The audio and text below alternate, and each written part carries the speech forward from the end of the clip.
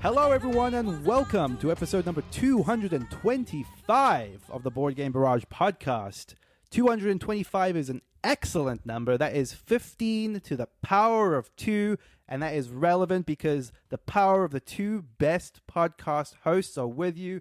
Hello, Mark the Green Tank. How are you doing? I'm great, Neil in the Orange Tank, and yes, 15 to the power of 2, and we both, we both hit our peaks at 15, or how are we going to work 15? That was exactly it. I was at my physical and sexual prime at 15. It is just Mark and I this episode, so get used to it. That's right. That's right. Maybe Kellen will come back. Maybe he won't.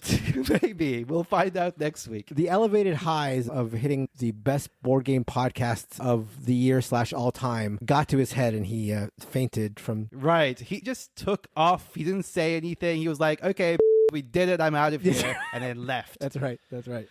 I'm too good for you. Yeah, exactly. He's now starting his own podcast. That's right. This week on the show, we are going to be talking about some of the games that we've just got into our collections, whether they came in from Kickstarter, whether we ordered them from elsewhere, or in the case from Mark, he fleeced someone out of their hard-earned board game lunch money. That's right. Grandma's. But regardless, we have these new games and we're like itching to play them, and that's what we're going to be talking about. But that's going to be later in the show. Before we get there, let's talk about some of the games that we've been playing. And this week, we're going to be talking about Ivanhoe, Freshwater Fly, Vindication, and Cryptid Urban Legends. So let's kick it off with Ivanhoe, Mark, a game that I've been struggling not to call Idaho multiple times this recording. You say you're struggling to not call Idaho when, in fact, just before the recording, you did call it Idaho. I did accidentally call it Idaho. You know what? Knizia could design a game called Idaho and just like make it part one of a 50-game series where he goes through the entire... yes. All 50 states. You knew there were 50 states, right? Being a new American. I did know that. I was a required question on my citizenship test. Right. And Well, I aced it. I'm glad they're keeping standards high.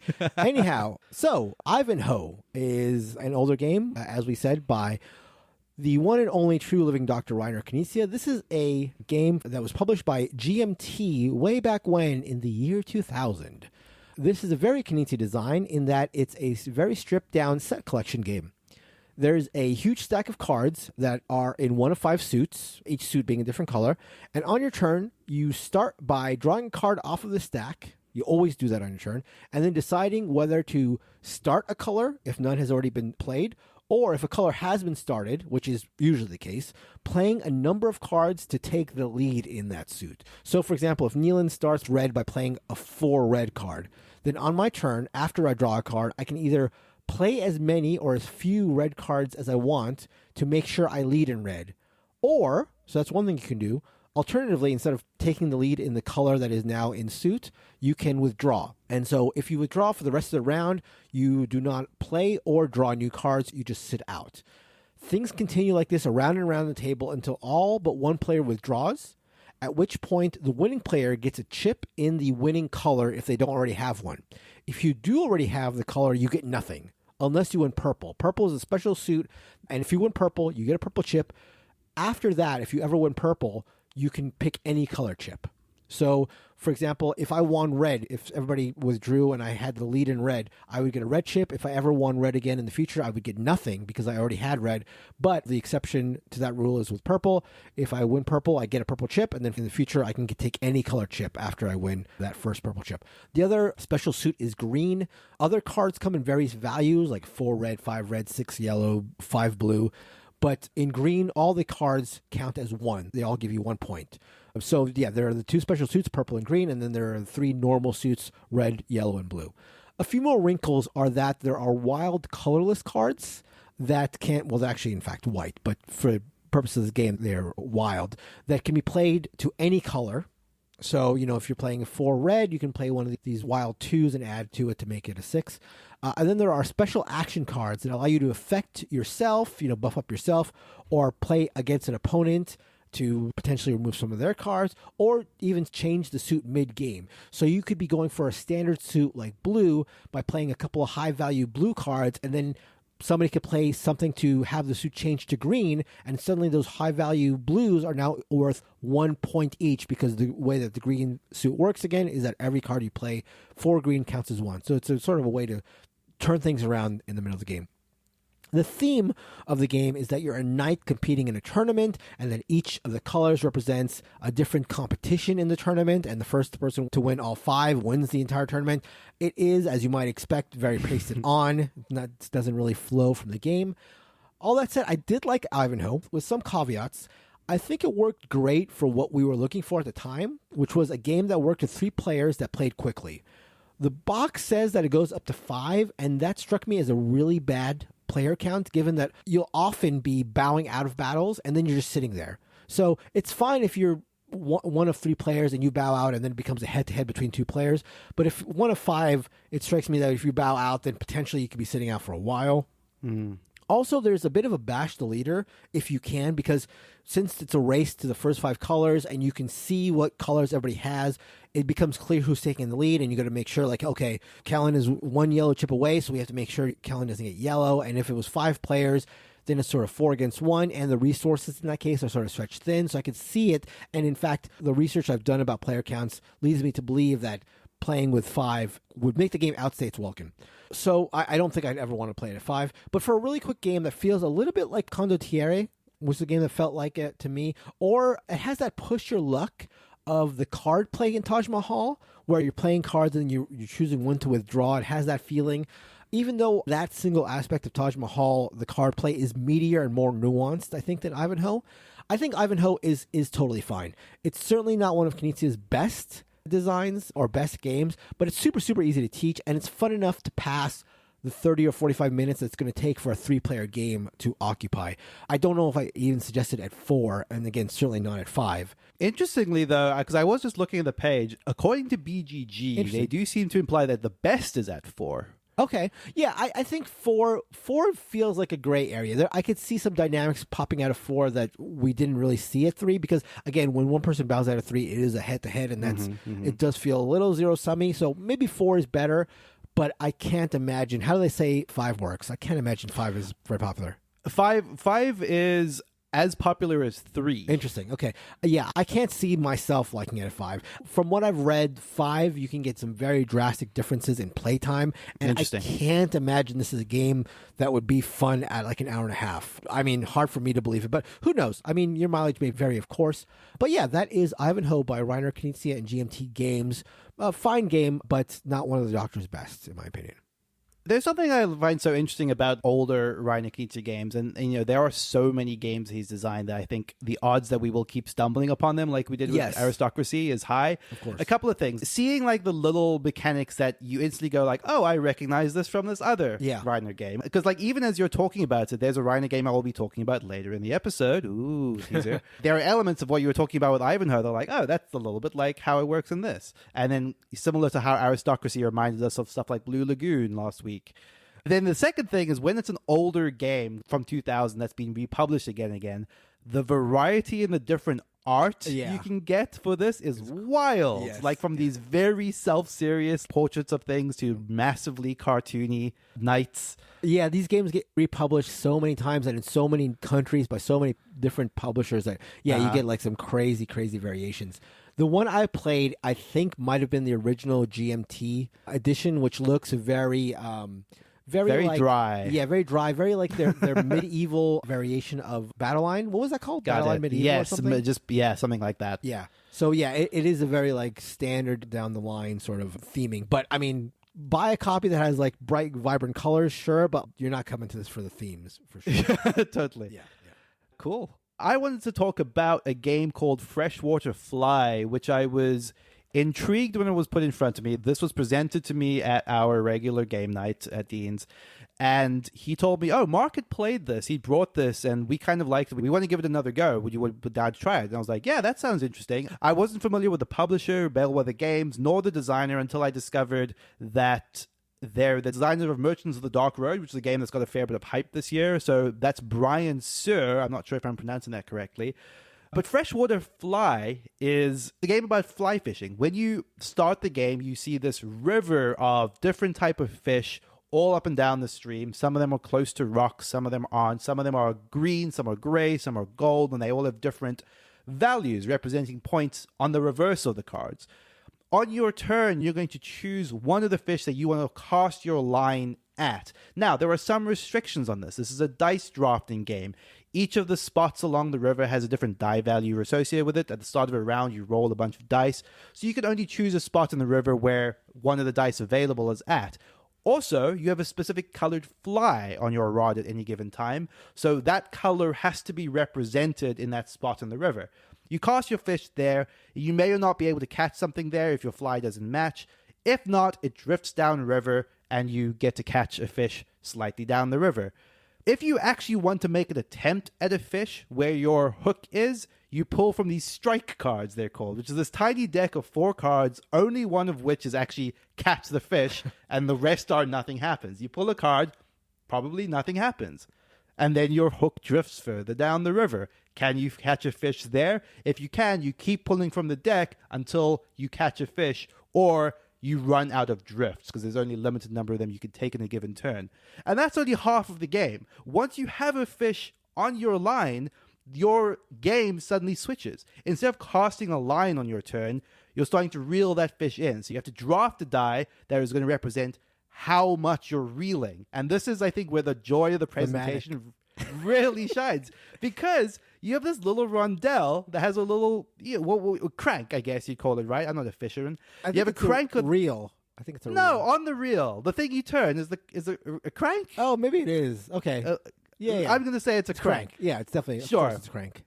So you have a crank on the reel that is like represented by this piece of cardboard attached to the rondelle that moves round and round as a crank does. And that in itself is just cute. You put a little wooden cylinder in that so it actually becomes like a crank, and you start to turn it around your reel. I like to say yank the crank. Yank yeah, the crank. That's what fly fishermen say. They're just yanking their cranks all over the show. That's right. You move that around as far as the die says. Some fish are stronger than others, which reduces how much they go. And every time you go around the rondelle, you move the fish closer and closer to being a fish that you've caught.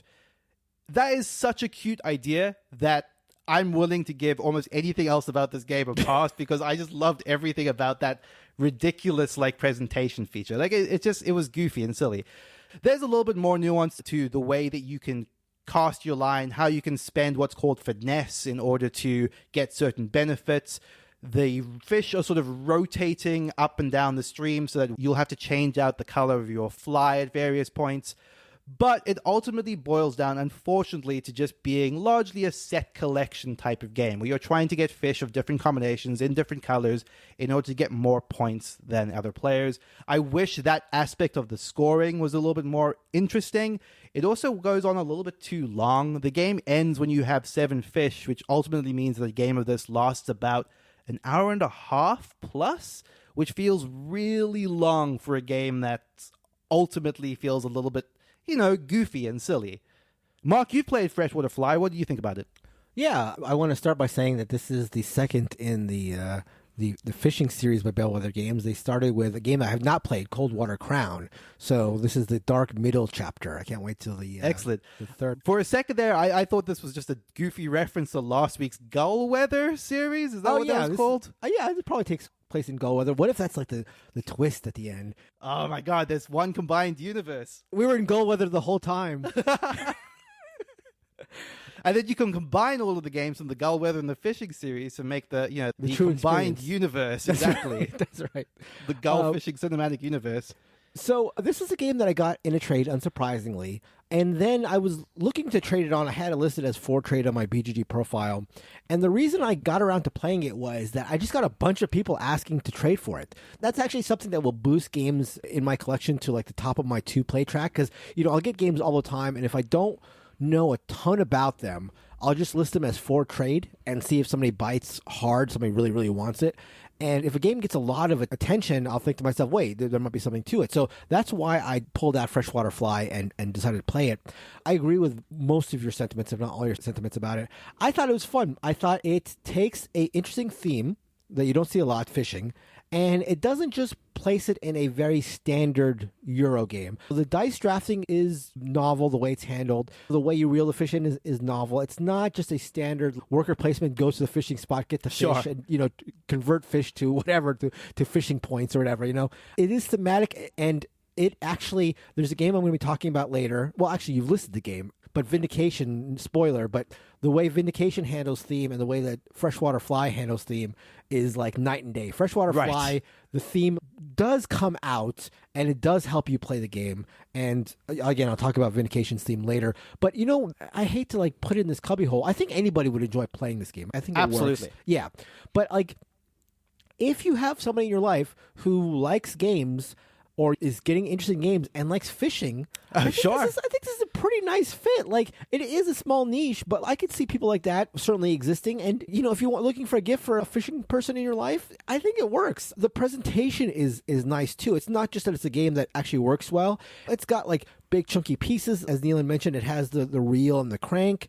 That is like a three-dimensional thing. We're actually turning the crank around on your rondelle. And the fish art is really, really nice. Art by Daryl T. Jones. It's very colorful, very vibrant. I would, again, recommend it to anybody who likes Euro games that do things in interesting ways, but especially if you have somebody in your life who likes fishing and likes board games, or you're trying to get them into board games or something like that, it's perfect for that. Yeah, it does strike me, and I don't know necessarily that it's as solid a game as Wingspan in terms of the design, but it does strike me in that realm, right, of like, there is a very specific niche of a theme here that someone is going to look at on the shelf and be like, oh man, what's that about? Agreed. And it's not going to disappoint on that regard. Like, like you said, it's novel and interesting. I do think that it could be better. I agree. Mechanically, and I do wish that there was an easy way to pare down the length. We debated about whether it was as simple as catching less fish, but that will probably mess with the scoring. So you'd probably have to tweak it a fair bit to get the time down. But it could be better in a good way. Like, it could be better in like a way that is like, it's already interesting and it could be pared down or finessed a little, to use a word that's used in the game, finessed a little bit. But it's not could be better like it's a boring game that could be made better. It's like, I just exactly. like that it's unique. I like that it takes a fresh approach, That is Freshwater Fly by Bellwether Games. Okay, well, we've teased Vindication a little bit, so let's get there. Yeah, so the other game I played this week was Vindication. This is a huge Kickstarter from a few years back that I never played, despite hearing a lot about it. In fact, hearing some from Neelan, who talked about this game a couple of years ago, I think. Yeah, it's probably been I'm trying to remember how long it would have been at this point, but at least 2 years, I think. Yeah. The thing I'd heard the most is probably that it was in the words of Neelan, a Euro-ass Euro game dressed up to look sort of like a Marith trashy. I'd heard a lot of folks referring it to as a cube pusher in thematic clothing. I think I agree with the former, but not necessarily the latter. Vindication is a game by Mark Nedlinger and Orange Nebula Games. And the theme of Vindication, which we hinted at earlier, is certainly interesting. You start out as, I think the phrase is something along the lines of like a worthless scumbag or something. That's what every player is called at the beginning, who each of the players has, I think, washed ashore after a boat crash or something, and they're trying to turn their life around in a sort of vindication. The way you do this in the game is by manipulating a whole bunch of cubes. Okay, that's not exactly fair. There are a bunch of games who get a whole bunch of theme out with nothing but cubes, but that is what you're basically doing. And honestly, the cube pushing is pretty fun, I think. There are 3 things that you can do on your turn, and you must do each of them exactly once. You must move your character around a board, which will be covered by different buildings as you walk through the map and they become revealed. So the map starts pretty much blank, and as you walk around the board, buildings will pop up and that will populate the map. That's one thing you do, is move around the map. The other thing you must do on your turn is visit one of those buildings, which will let you do something, mainly based on manipulating where your personal supply of cubes are. So that's the second thing you do. And finally, the last thing you must do on your turn is activate either your own character or one of the characters you picked up along the way, which will let you convert your cubes and often activate some power.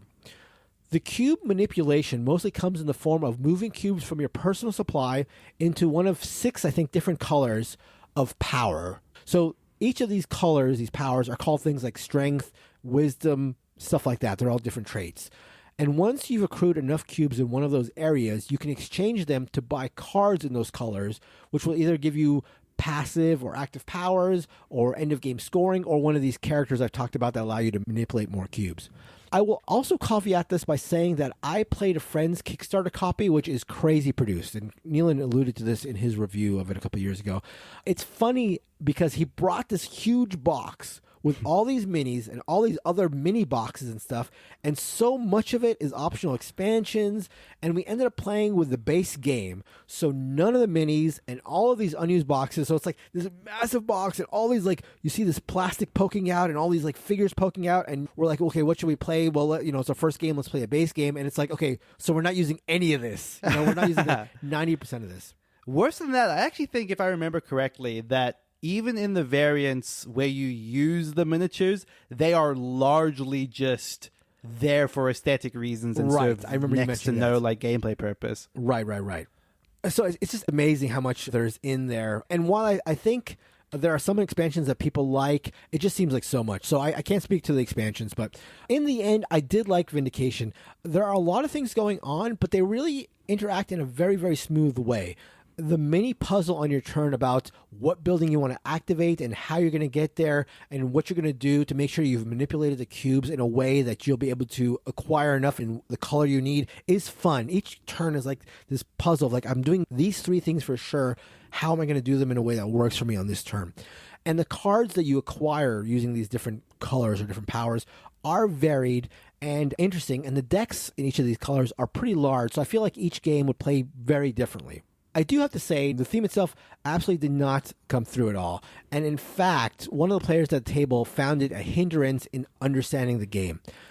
Even when theme is pasted on, you'd like for it to at least aid in the understanding or attention of the rules. And I think the theme in Vindication is so disconnected from the rules or even the game flow that it does nothing to help. And in, like I said, in the aforementioned case, it even hurt things as my friend was trying to figure out thematic connections that just weren't there. The rules are being explained, and he just kept saying, wait, how do I do this? Or why is this called courage? And why?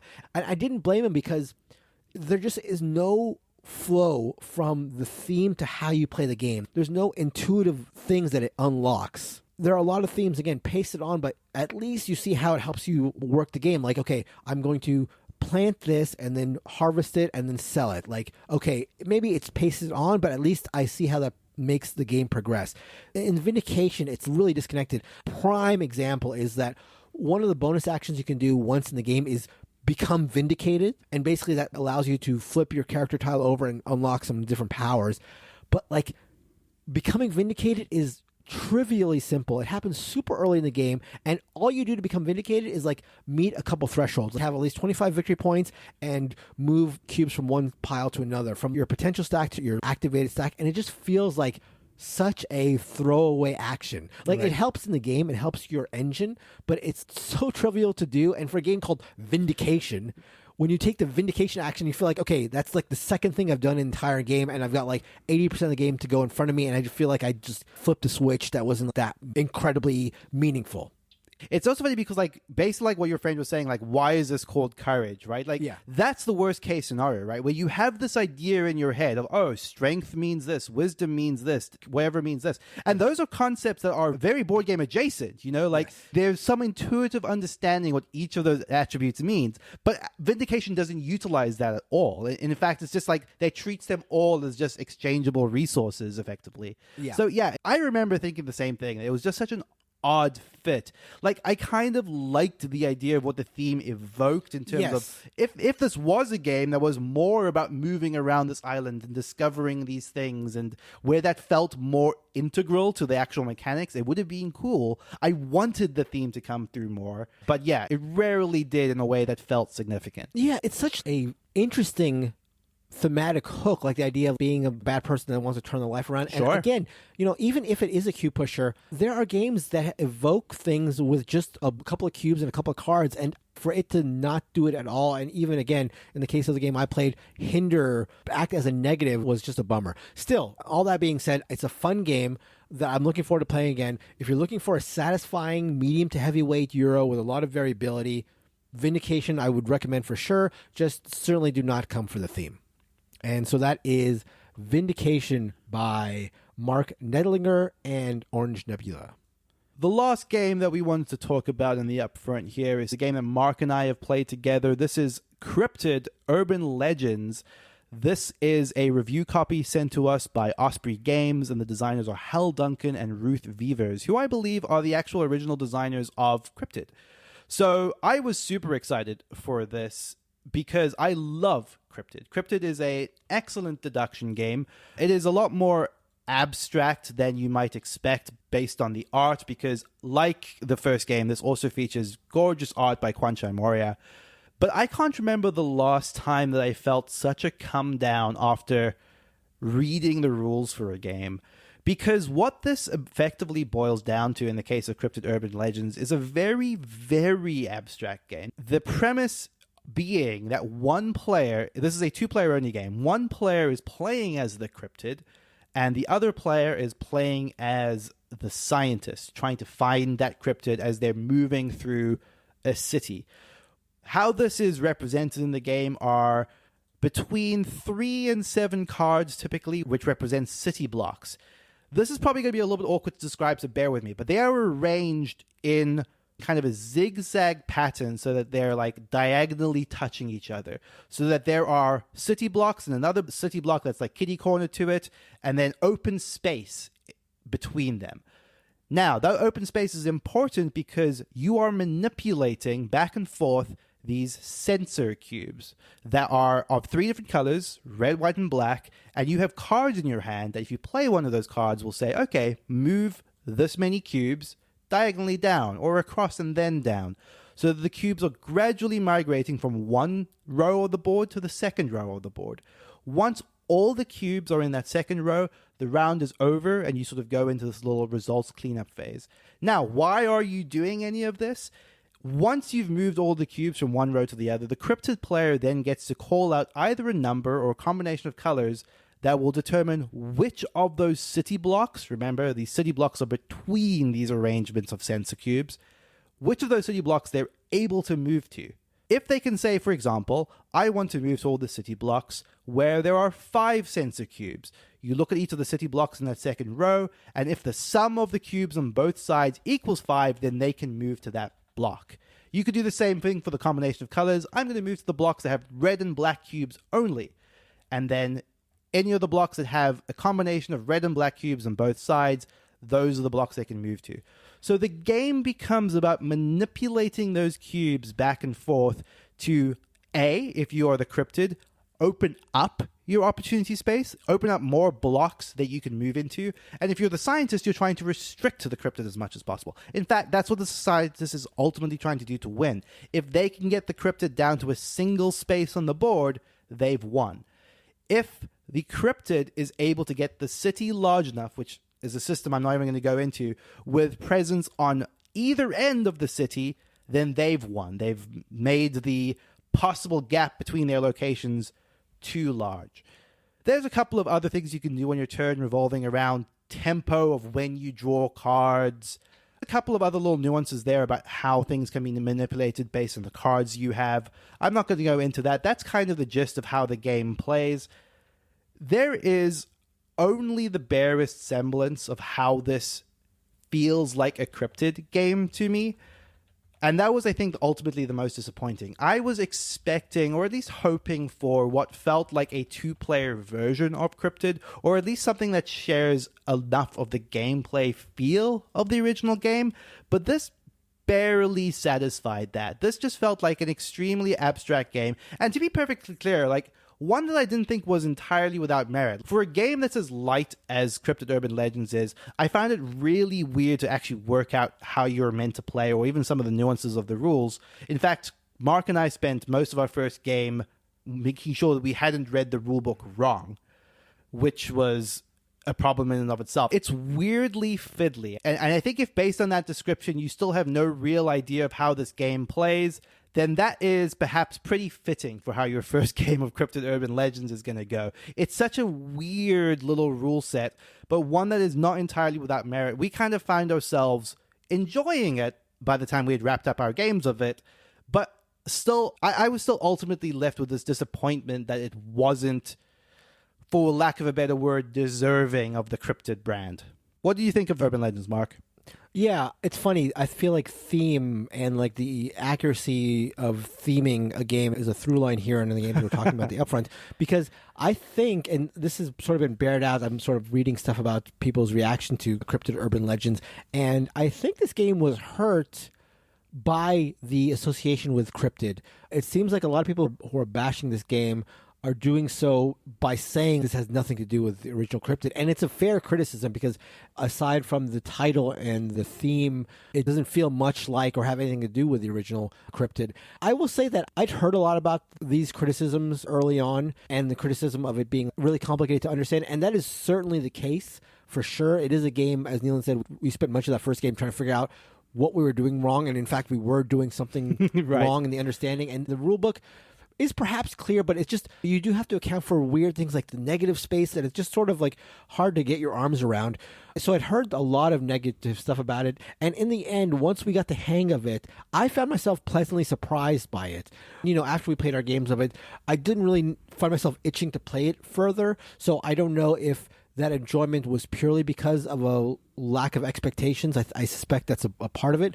But I think if this had a different theme or was just more abstract or, again, just even a different theme, you could go for something that's thematically pasted on, but, you know, maybe was disconnected in the gameplay. But the association to Cryptid is a negative here because if you go in having played the original Cryptid and have something in mind, you're going to be disappointed. If you go in blank and like abstract games, I think you'll like this. I think you'll like it. I don't think it's going to knock anybody's socks off, but I found it to be a fine game. Again, just really kneecapped by the association to the original Cryptid.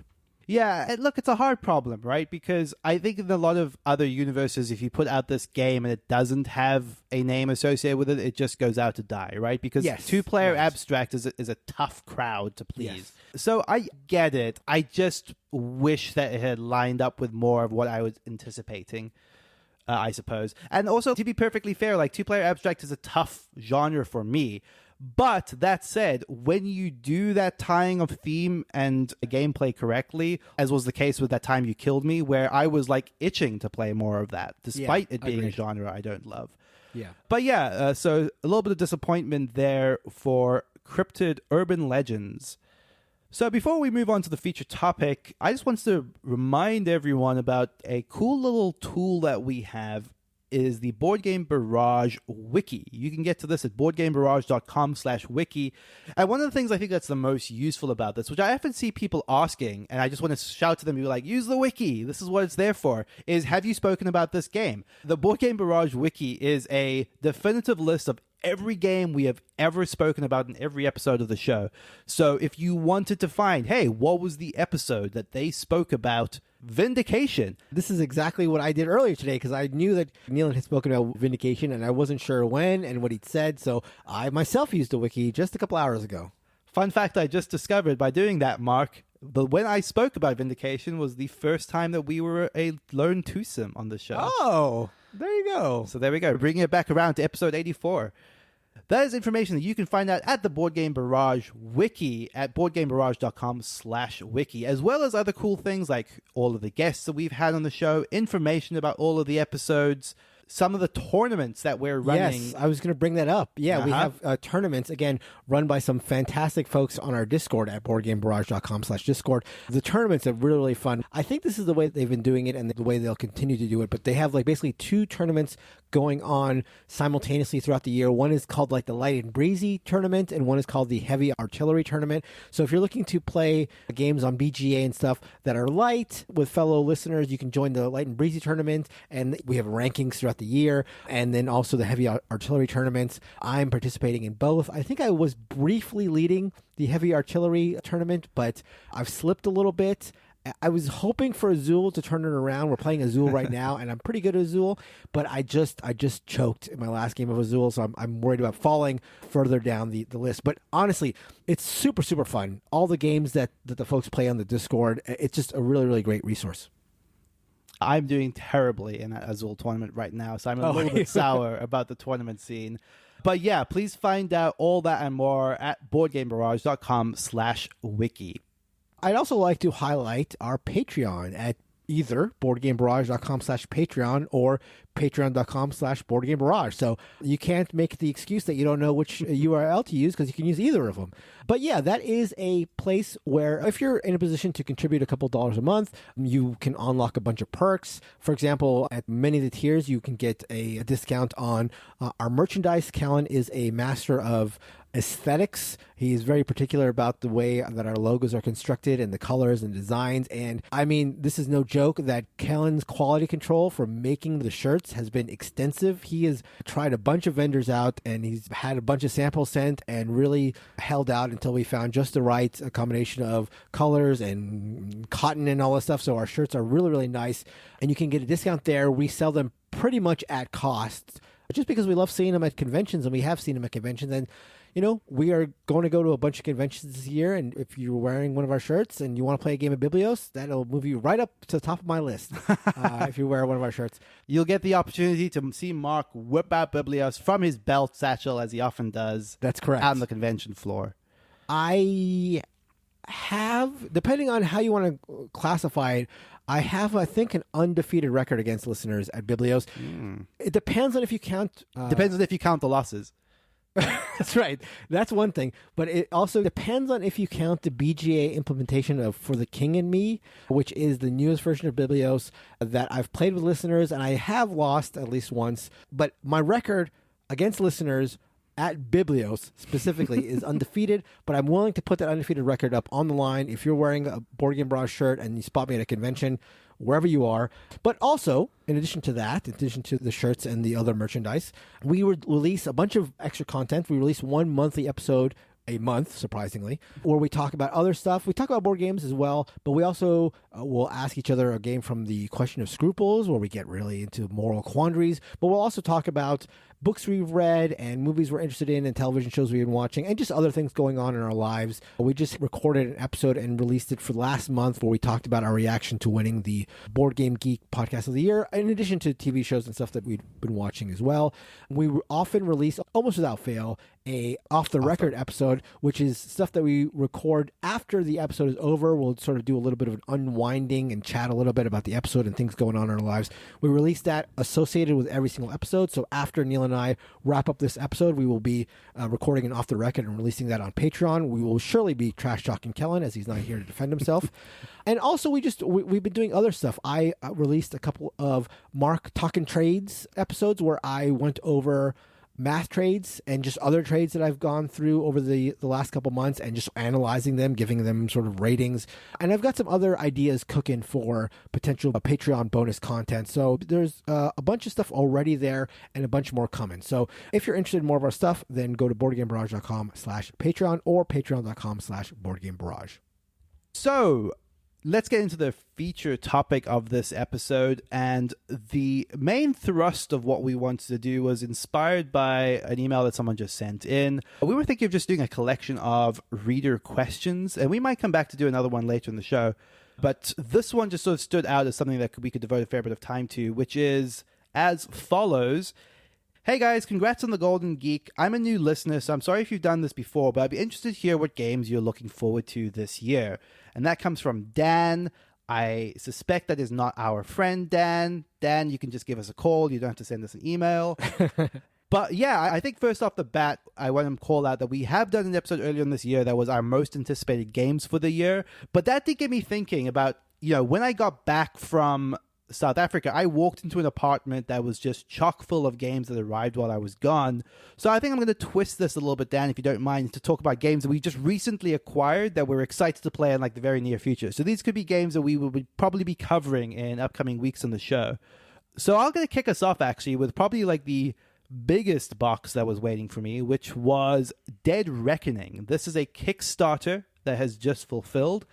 I believe Kellen spoke about this back when the Kickstarter was new and fresh, but I've since opened up my copy. I have read through the rules, and I am very excited to play this. And my excitement only built while I was away because people kept describing this to me as, hey, Neelan, this is like Scythe, but maybe slightly better. And if you like Scythe, you might end up liking this a lot. Now, I know Kellen had alluded to that a little bit, because what Dead Reckoning ultimately is a game about taking your pirate ship, moving it around these islands, exploring, getting resources, and racing to complete a number of achievements. And those achievements could be exploring certain islands, or battling enemy ships. So it uses the same achievement system from Scythe, where if you reach a certain number of achievements, the game ends and whoever has the most victory points wins. There are also elements of area control. You're establishing buildings onto these islands. Those buildings will either help you to gather resources, which you'd have to collect by having control of those islands,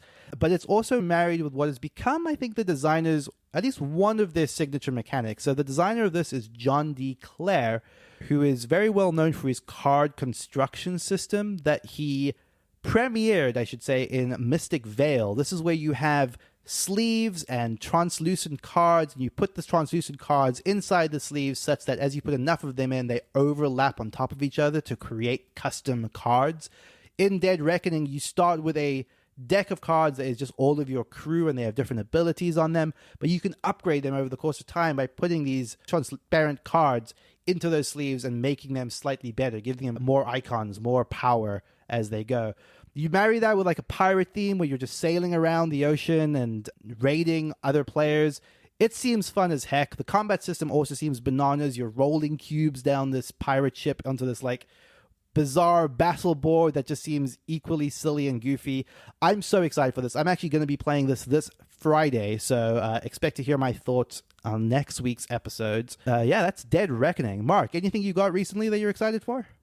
Yeah, I don't know if you can hear in the background, but my printer is going nonstop here. I was wondering what that was. Yeah, I've got an old dot matrix, unfortunately, so I apologize for that, which is not helping me print this game out. But our last episode, we were talking about the Golden Geek winners, and we mentioned in the winner of the print, actually, I guess we refer to it as print play in the Golden Geeks, but the print and play winner was Gloomholdin, which is just a novel idea, I thought, where it is Gloomhaven, but you can play it in the palm of your hand with just 18 cards. And just it struck me as so clever and so audacious that I decided to go ahead and try printing it out. I've not yet played it, but it is a game that I'm planning to play. And I sort of tried to dive a little deeper into this. This is a game that was designed by Joe Klipfel. And the thing about Joe is, this is not his first foray into this. Okay. He's also designed a couple other games. I'm going to highlight one of them here, Mage Light. Okay. Which is Mage Knight with 18 cards that you can play in the palm of your hand. That sounds amazing. He's done Miss Small. I guess it's Miss Small. Miss Small, which is Mistfall in 18 cards. Okay. Pocket Watch, which is the game Set a Watch in 18 cards. So it's a recurring theme, and I just love you find a niche and you just you go for it. I just think this is such a clever idea, and people have been enjoying. I mean, Gloomholdin won the best print to play game, so that is no mean feat. So it seems like something that Mr. Klipfel is good at. So I'm very eager to try Gloomholdin and maybe go into Mage Light and trying them out. So yeah, if you're looking for something interesting, and again, you can play with just 18 cards that you print out, why not go to his site, which is Mythfield Games. You can also find this on BGG linked to the specific games, but either look up Joe Klipfel, Klipfel, on BGG, or go to his publishing site, his self-published site, which is Mythfield Games, mythfieldgames.com, where you can find that. But yeah, just an audacious design strategy that I'm really looking forward to trying. So I'm going to be trying Gloomholdin. I love the idea of the 18 card design scene, where that became like this restriction that a lot of people built games around. Under Falling Skies, some people might not know, was based on an 18 card design challenge and turned into a very excellent game by CGE. And that's what gets my head spinning a little bit, thinking about someone picking up Gloomholdin and making the big box version of Gloomholdin, and then that competing with Gloomhaven, and then I love everything about this. I just I love the 18 card design thing, right? And that's great. But this guy is taking Gloomhaven, of all games. Of all games, yeah, you could do anything. Do Biblios and make 18 games, or do there's all these games you could choose from, and the two games that he's chosen, as far as I can tell so far, are Gloomhaven and Mage Knight, two monsters. So it's just crazy. That's great. Yeah, I actually, when we spoke about this last week, my reaction was, man, I need to try this out as soon as possible as well. So maybe we'll both have something to say about Gloomholdin in the near future. Perfect. I love the idea of us playing the same solo game in parallel, Mark. Kellen would be so pleased with us. Yeah, that's right.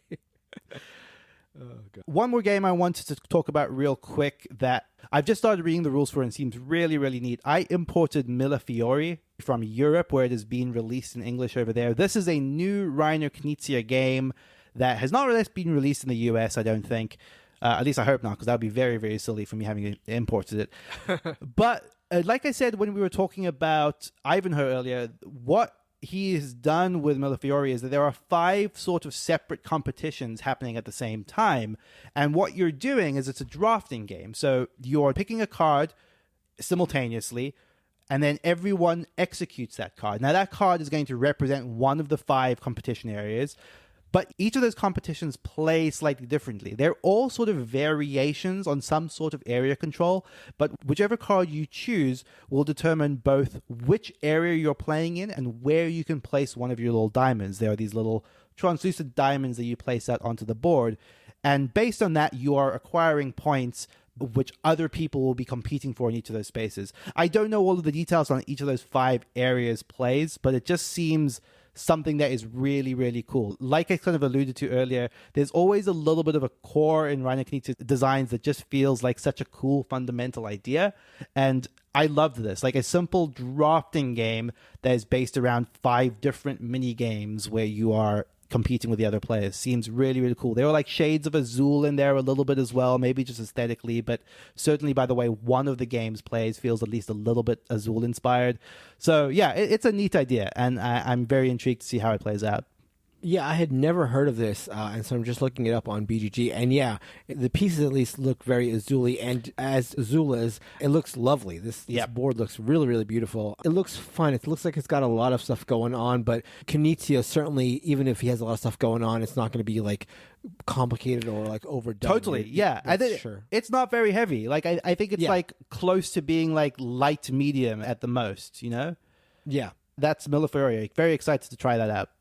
A game that is coming out that I'm excited to try out. I don't have this myself, but one of the people in my gaming group got this on Kickstarter and has been itching to actually acquire it. I don't think it's been delivered just yet, but I think either by next week's show or the one after that, I will have played Foundations of Rome, which is a big Kickstarter by Emerson Matsuuchi and Arcane Wonders. Emerson Matsuuchi is the designer of the Century Spice Road / Golem games, as well as Reef and Spectre Ops. So he's got a nice pedigree of design. None of his games have necessarily knocked it out of the park for me, but Foundations of Rome, to use the term audacious, I use the term audacious for Gloomholdin and for Mage Light. Foundations of Rome is audacious in the opposite direction, perhaps, because it appears to be a relatively light game that just has a massive, massive, massive presence on the board. You are building Rome, and you're literally building it using pieces that represent pieces of the city. There's a big Colosseum mini and a bunch of palace minis, and it's just these huge, huge, huge pieces. A lot of plastic, a lot of big pieces. I'm excited, A, because the person who's acquiring it is excited, and because I trust Emerson Matsuuchi to design solid games. But I'm a little apprehensive by the idea that it might be a light affair dressed up in these massive, massive pieces. So that's a little bit of a concern, but I'm certainly interested in giving it a spin. So either by next episode or the one after that, I will have played Foundations of Rome. So looking forward to that. I'm a little bit bummed that I didn't back this, because it's one of those games that has very high FOMO value when you just see it. It's just, it's so extreme in like just how much is on the table that I had this inkling that it was going to be all like glitz and no substance. But people seem to like it from some of the early reports I'm seeing. Yeah, I mean, look, I'm low on as far as a person who gets FOMO. Like, I don't ever really feel it, at least not often. I'm certainly susceptible to it to some extent. But I have to say that I don't really have any FOMO for this game, because it's just like, I don't know if this is like a bad way of thinking about things or whatever, but if a game is this big, I want it to be sort of like meaty, I think. I don't know. This is maybe unfair, but I just sort of like wanted to warrant the size of it. And I'm just worried that this is like maybe along the lines of Tapestry. This was not at all my biggest argument with Tapestry, but the idea that Tapestry had these big buildings and they really didn't amount to much in the game. Sure, yeah. And they were just sort of covering up spaces. That's my concern with this. Again, I'm sure this is going to be a solid game. There's no doubt in my mind it's going to be a solid game. Again, Matsuuchi is a solid designer, knows what he's doing for sure. But I just like, is this going to be a game that I regret I don't have, because it's just so big. The box is so big. The pieces are going to be so big, and like the experience is going to be probably relatively light. So I don't know. Just doesn't seem like a game that for me, evokes FOMO. But I get it. I mean, it is lovely. The production, in addition to being big, is also really well done. It's really, really nice looking. Yeah, I'm excited to hear what you think about that. It seems like one I want to try at the very least, for sure. Yep. The other quick question that I thought was a fun one was asked today in our Discord by CMageX, who is a regular over there. And they asked, has every tank played every other tank's number one game altogether as a group? I'd be interested to hear you talk about each other's number one games fresh after playing all of them. This was fun to me to think back because I remember thinking in my head that we had all played Innovation together in the same room, but for some reason I immediately flagged that as like a false memory. I was like, oh wait, no, I've never played Innovation with Mark.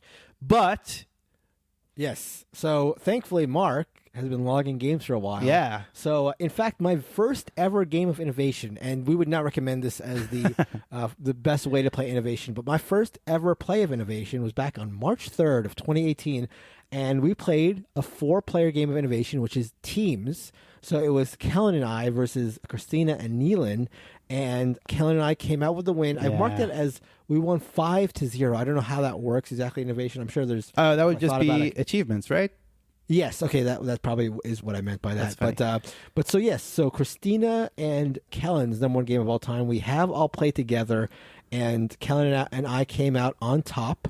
I can say that we've also played it 3-player with everybody but Neelan, so that also happened. But yes, we've all played 4-player Innovation. I'm going to pull up now. I think I'm still right in saying that we've not played a one-on-one versus each other, though, right, Mark? We have not, yes. Okay, yes, that's something we need to correct. Yes, yeah. Kellen and I have played it against each other one-on-one. I believe I've beat him at that. Let me actually pull that up before I move on. That would be a very good thing to say on the show. And I will tell you that Kellen and I did play each other, and I beat Kellen at his own game. So let the record show that. Let's go for Feast for Odin. I don't think Christina's ever played this with us. I was doing the same thing of racking my head. My first reaction was that we hadn't, but now I seem to remember that actually maybe one of the very first times I did play a Feast for Odin, I think it was with Kellen and Christina. But I do remember that I've not had the pleasure of showing her the Norwegians, which is now my preferred way to play a Feast for Odin. But yeah, I think that's about it for a Feast for Odin. I've played it a bunch. I played it a couple of times with you on BGA at this point. Yes. So Kellen, you and I have played Feast for Odin, the Norwegians, together. And in the first time we did that, you came out on top. Yep. So that's good that you held up your end of the bargain for your best game of all time. I was second place, so not too shabby, I'll say. And then finally, the important one, the one people are really asking about, is Biblios. I'm sure we played this together. I don't know that we have. Really? I don't think so. I actually don't think I've even played Biblios with you. Okay, you definitely have played it with me. Really? You know what? No. I do know when this was. This was the very first time I played Biblios, in fact. Was with you. Well, it makes sense because you lost to me. That was back in September of 2017. Uh-huh. I'm looking for times where, well, speaking of Dan, the other Dan, our Dan, the one time that Kellen, you, and I played together, the first time we played together, was with Dan. Okay. Unsurprisingly, Dan won that game. Okay. As Dan tends to do in general. I'm going to see if the 4 of us have played together, and we have not. No. That's crazy. We should correct that for sure. Christina and I have played, Kellen and I have played, you and I have played, but we have not played the 4 of us, Biblios. That seems like a glaring absence from our repertoire there. So we have to fix that. So that's the 4 tanks playing each of our favorite games of all time. What would we do without your extensive logging, Mark? I know, and Kellen constantly ridicules me for it, but here it is saving the day yet again. So I think that's going to do it for this week's episode of the show. Thank you all so much for listening. Thank you, as always, to Heart Society for our intro and outro music, What's in Your Mind, Kid? You can reach out to us on social media. We are on Twitter, we are on Facebook, we are on Instagram, or if you want to have your question read on a future episode of the show, you can email us at boardgamebarrage@gmail.com, or just send us a question in our Discord. There's a chat room where we all hang out. If you're not familiar with Discord, it is a web-based platform where you can just talk board games with a very enthusiastic, amazingly friendly community of board gamers. That's at boardgamebarrage.com/Discord. Thank you for listening, and goodbye. Goodbye.